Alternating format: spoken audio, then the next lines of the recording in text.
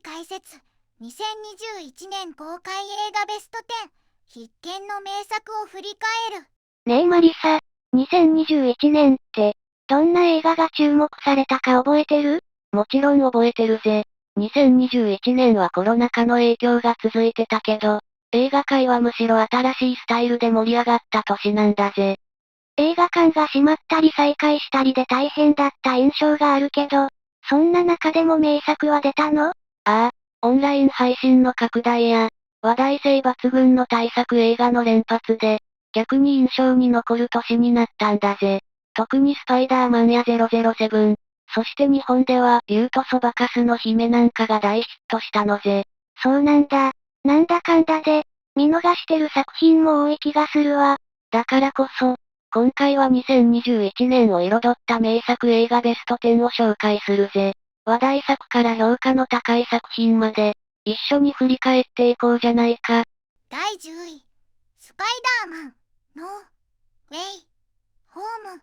スパイダーマンって人気シリーズだけど、2021年の作品は特に注目されたよね？ああ、スパイダーマンノーウェイホームは、まさにシリーズの集大成とも言える作品だったんだぜ。どうしてそんなに話題になったの？理由は明確だ。この作品は、トム・ホランド演じるピーター・パーカーが、正体バレの危機に直面するところから始まって、マルチバースの扉が開くんだぜ。これによって過去シリーズのスパイダーマンやヴィランたちが集結するという、夢の共演が実現したのが最大の魅力だな。過去のスパイダーマンって、トビー・マグワイアとかアンドリュー・ガーフィールドの？そう、それがマジで実現したんだよ。ファンの間ではスパイダーバース実写化なんて言われて、大騒ぎだったのぜ。しかもヴィランも、グリーンゴブリンやドクターオクトパス、エレクトロなんかが再登場して、旧作のファンも歓喜の展開だったんだ。それはすごい。そんなに豪華な内容なら、観客動員もすごかったんじゃない？ああ、アメリカでは2021年12月17日に公開。日本では2022年1月7日だけど、世界中で大ヒット。興行収入は19億ドルを超えて、パンデミック以降の映画としては異例の成功を収めたのぜ。まさに劇場に人を戻した作品だと言われてるぜ。見なきゃ損って感じだね。間違いないぜ。スパイダーマンファンならずとも、映画史に残るコラボをぜひ体感してほしい作品だな。第9位、三角窓の外側は夜。第9位は邦画なんだね。三角窓の外側は夜ってどんな映画なの？これは、霊が見える書店員と、除霊できる男が心霊探偵コンビを組んで、除霊や連続殺人事件の謎に挑むサスペンスホラーなんだぜ。原作は山下智子の人気漫画で、2021年1月22日に実写映画化されたのぜ。なるほど。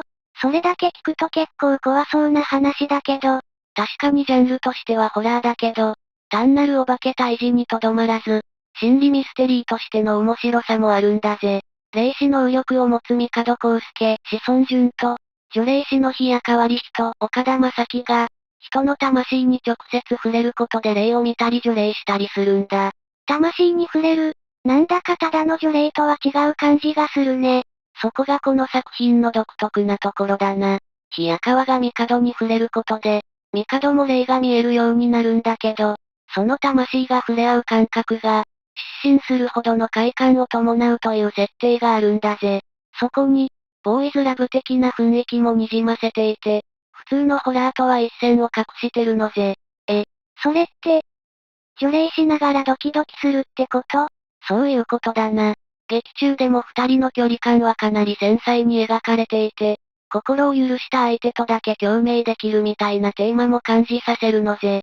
あと、物語の中で連続殺人事件の真相を追っていく過程も、本格的なサスペンスとして緊張感があるんだぜ。単なる心霊ものとは違う深さがあるんだね。そう、心霊と人間関係の交差点にあるような作品だぜ。ホラーミステリーに加えて、人の孤独やつながりを描く繊細さが印象的なんだ。苦手意識があっても、見ればじわじわハマるタイプの作品だと思うぜ。第8位、ブラック、ウィドウ。ブラックウィドウって、マーベルの映画だよね。なんで2021年に公開されたの？その通りだぜ。ブラックウィドウは、2021年7月8日に公開されたマーベル映画で、ナターシャ・ロマノフ、ブラックウィドウの過去を掘り下げる内容になっているんだ。ナターシャの過去が描かれるの？これまでの映画ではあまり語られていなかったよね。そうなんだ。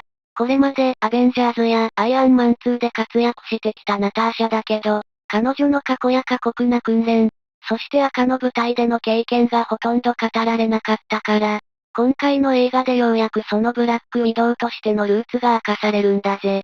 映画ではどんな内容が描かれているの？映画は、ナターシャがキャプテンアメリカシビル号を家族と再会するところから始まるんだ。ナターシャは、赤の舞台を離れた後、長年会っていなかった家族と再会して、その中で新たな秘密や陰謀が明らかになるんだぜ。家族には、ヨレナ、フローレンス・ピューやレッド・ガーディアン、デビッド・ハーバーなど、個性豊かなキャラクターが登場するんだ。そんな家族が絡むストーリーだったんだ。面白そう。もちろん、アクションシーンも見どころだぜ。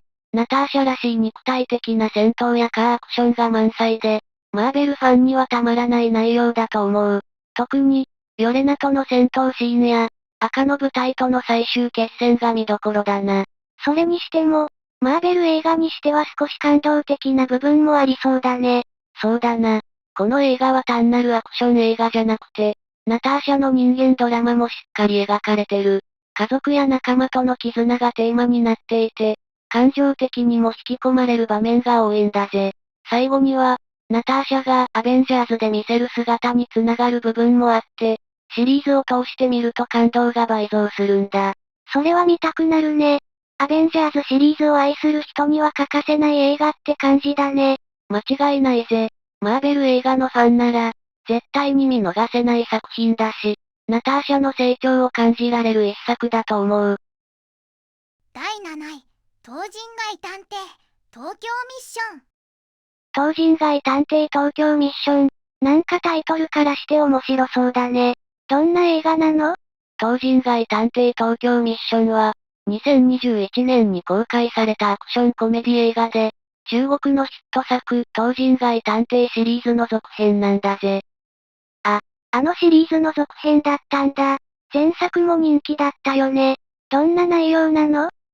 今回は、主人公の東人街の探偵単連ワンバオちゃんと、相棒のチンフォン・シャオヤンが日本の東京に登場して、またしても事件を解決するために奮闘するんだ。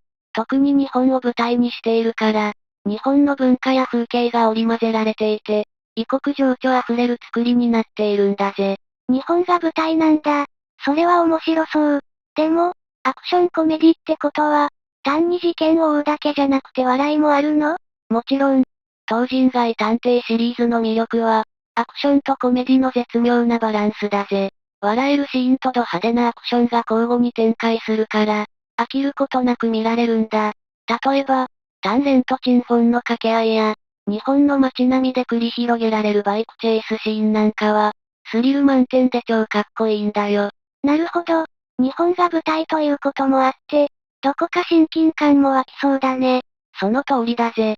日本の文化が映画の中で活かされていて、東京の街並みや食文化などが色鮮やかに描かれているんだ。また、日本の俳優も出演していて、ユニークなキャラクターが加わることで、さらに面白くなってるんだよ。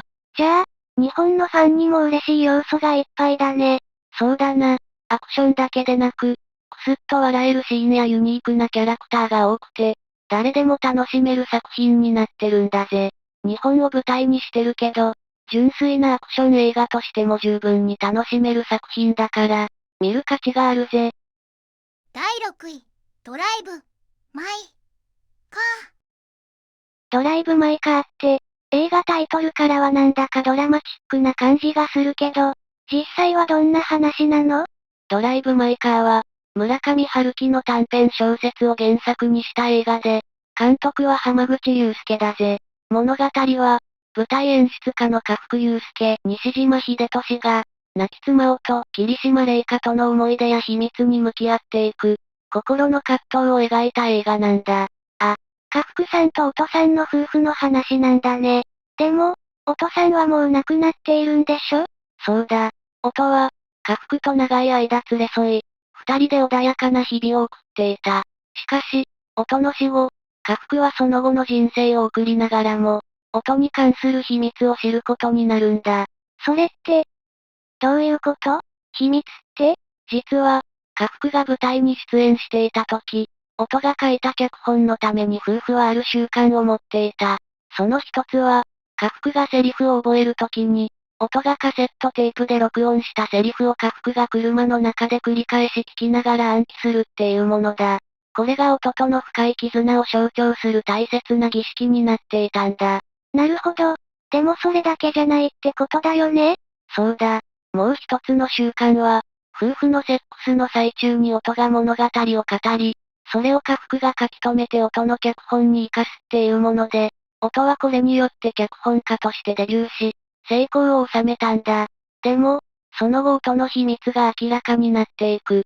それは衝撃的だね。音さんに、何か隠されていたの？音には、家福が知らなかった行事があったんだ。家福は妻の死後、ウラジオストクに向かうため空港に向かうが、その途中で音が誰かと抱き合っている場面を目撃してしまう。だが、家福はその事実を知らぬふりをして、これまで通りの生活を守ることを選ぶ。それって、すごく切ないね。でも、家福さんはそのまま秘密を守るんだ？家福は音が亡くなった後も、心の傷を抱えつつ過ごし、音との思い出や秘密と向き合うことになるんだ。そして2年後、家福は舞台演出家として広島で行われる演劇祭に参加することになるんだが、その過程でもまた新たな人間関係が絡んでくる。新しい登場人物たちも重要な役割を果たすんだね。そうだ。家福が指導する舞台で共演する俳優たちとのやりとり、そして車での移動中に繰り返されるセリフの録音が、家福の心情に大きな影響を与えていく。最後には、音との間に残された思い出とともに、新たな真実が浮かび上がるんだ。第5位、クルエラ。クルエラって、101匹ワンちゃんの悪役クルエラデビルの映画だよね？どうして2021年に映画が作られたの？そうだぜ。クルエラは、2021年5月27日に公開されたディズニーの実写映画で、クルエラデビルの若き日の物語を描いているんだ。冷酷な悪役クルエラが主役って、ちょっと意外だね。どんなストーリーなんだろう？クルエラは、彼女が悪役として成り立っていく過程を描く、ある意味で起源の物語なんだ。エステラ・クルエラという名で、最初はストリートで生きる若者として登場するんだぜ。彼女が成り上がっていく過程を描いていくのが、この映画の魅力なんだ。なるほど。クルエラの悪役っぷりがどうやって作られたのかを見ていくわけだね。そうだ。その過程で彼女は、ファッション業界に身を投じるんだが、同時に次第に冷酷さが増していく。特に、彼女のライバルであるバロンという人物との対立が大きな転機になるんだよ。ファッション業界での話なんだね。それにしても、彼女の冷酷さはどうして生まれたんだろう？映画では、エステラが過去に多くの悲劇や裏切りを経験するんだ。彼女の心がどんどん冷徹になっていく理由が明らかにされる。特に、母親を失ったことや、バロンとの確執が彼女を変えていくんだぜ。その過去を知ることで、クルエラがどんな人物か少し理解できそうだね。でも、あんなにひどいことをしても、同情できる部分があるってこと？その通りだな。クルエラがどんな過程を経て冷徹なキャラクターになるのか、見ることで少しだけ彼女に共感できる部分があるかもしれない。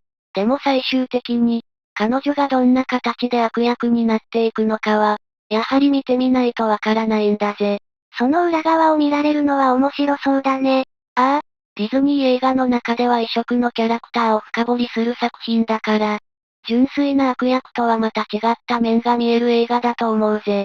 ファッションや演技が見どころでもあり、クルエラのキャラクターを理解する上で欠かせない作品だよ。第4位、流浪に剣心最終章ザ・ファイナル。流浪に剣心最終章ザ・ファイナルは、剣心の過去と向き合う話だったんだよね。でも、絵に知ってキャラクターが絡んでくるの？その通りだぜ。この映画では、剣心が過去の罪を背負って、縁という新たな敵に立ち向かうことになるんだ。縁は、謙信がかつて自分の姉を切ったことで、深い恨みを抱えて復讐を誓う人物なんだ。ああ、姉を切ったって、謙信が過去に人斬りだった頃の話だね。それが縁との因縁に繋がっていくんだ。その通り、縁は、家族を失った怒りと復讐心を抱えたまま、日本帝国と秦国の領事裁判権を盾に、武器商人として裏社会を操る存在となっているんだ。そして、縁の最初の動きが、謙信を追い詰めるきっかけになるんだぜ。武器商人？それってどういう意味？縁は、上海の裏社会を牛耳っていた武器商人で、謙信を狙っているだけでなく、様々な不穏な動きをしているんだ。謙信は、斎藤はじめと協力しながら、縁の動向を探ることになるんだが、どうしても過去の重荷を背負ったまま戦い続けることになる。過去の罪が関わってくるんだね。そして、縁との戦いが本格的に始まるの？そうだ。その後、縁の手下が東京を襲撃し、謙信と仲間たちは次々と危険な状況に直面する。縁が裏で手を引いていたことを知った謙信は、自らの過去と向き合いながら、彼との最終決戦に挑むことになるんだ。やっぱり謙信の過去が大きな鍵を握っているんだね。でも、そんなに大きな戦いの中で、どうやって縁を倒すんだろう？そのために、謙信は仲間たちと絆を深めながら、最後に縁と対決することになる。映画では謙信と縁の対決だけでなく、過去の痛みを乗り越える謙信の成長や、仲間たちの支えが描かれているんだ。成長する謙信が見られるんだ。それに、最後の戦いがどんな結末を迎えるのか、気になるね。まさにその通りだ。流浪に謙信シリーズの集大成として、壮絶なアクションと感動的なドラマが織り交ぜられていて、ファン必見の作品だぜ。第3位、エターナルズ。エターナルズって、マーベル映画の中でも新しい作品だよね。どんな映画なの？エターナルズは、2021年11月5日に公開された映画で、マーベル・シネマティック・ユニバース MCU の新たなヒーローチームを描いた作品なんだ。監督はクロエ・ジャオで、アカデミー賞を受賞した彼女の手による、マーベル映画の中でも特に深いテーマを持つ作品になっているんだぜ。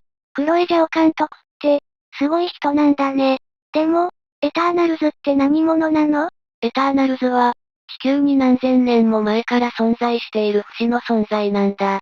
彼らは、地球の平和を守るために人類に密かに関わり続けてきたけど、ある時、彼らの使命が終わり、全員が姿を消していた。しかし、ある事件をきっかけに、再びエターナルズが集結することになるんだ。何千年も生きてきたってことは、すごく長い歴史を持っているんだね。どんなキャラクターが登場するの？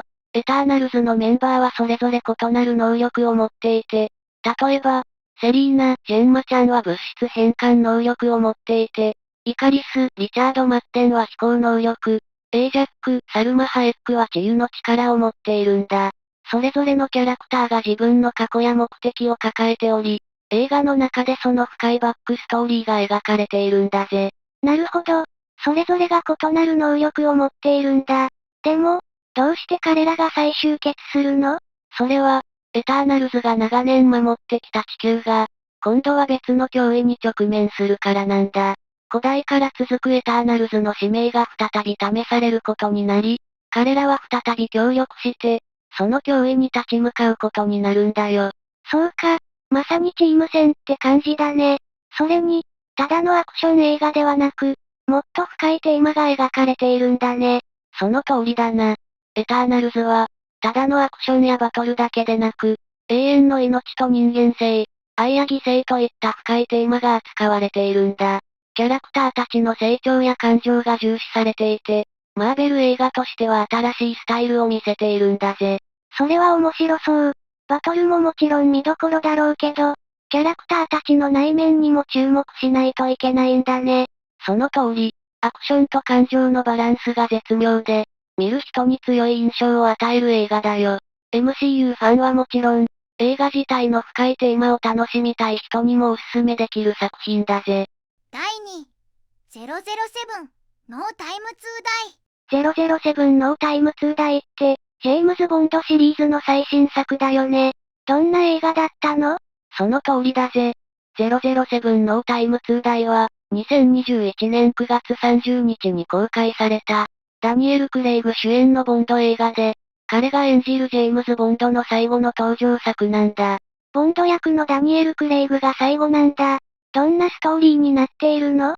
物語は、ボンドが退役して静かな生活を送っているところから始まるんだ。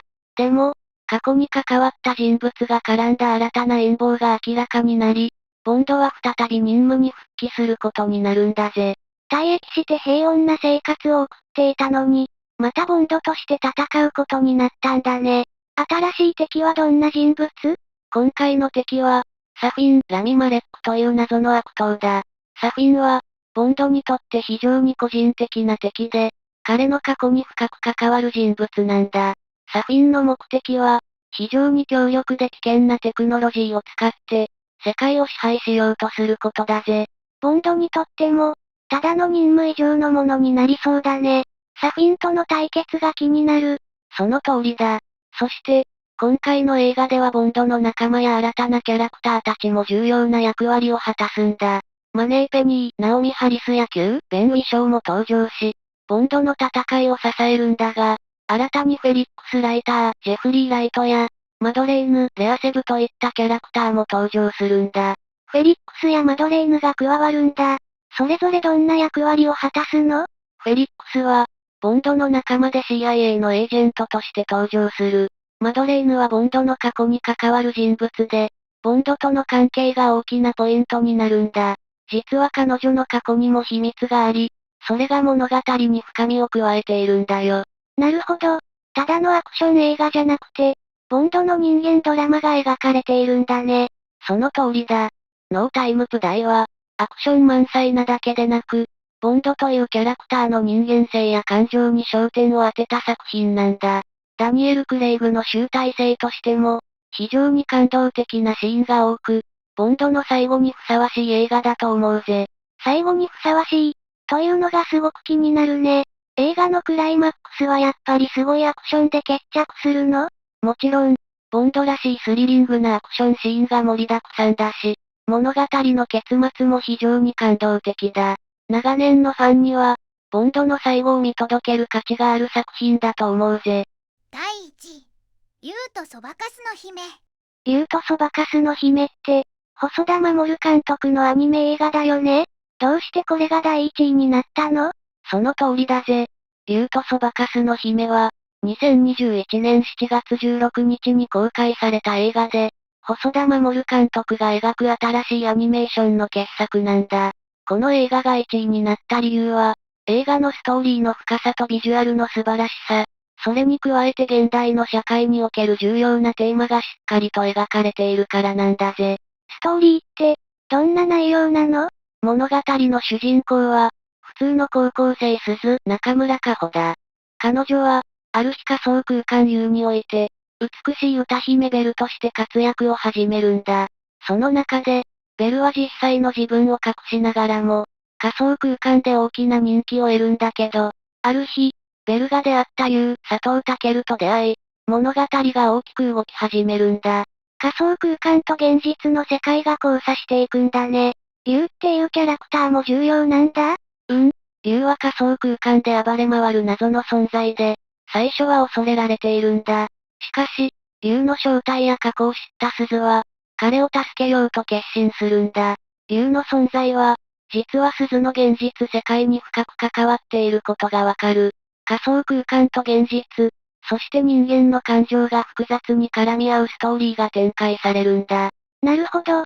それで仮想空間の竜と現実世界のつながりが重要なんだね。その通りだ。この映画は、仮想空間での自由な表現と現実世界での苦悩や葛藤を対比させながら、自己を見つけ出す過程を描いているんだ。特に、SNS やインターネットが私たちの生活に与える影響が強く描かれていて、現代の若者が抱える問題にもしっかり焦点を当てているんだよ。それって、現代社会にも通じるメッセージだね。見てみたいな。絶対に見てほしい映画だよ。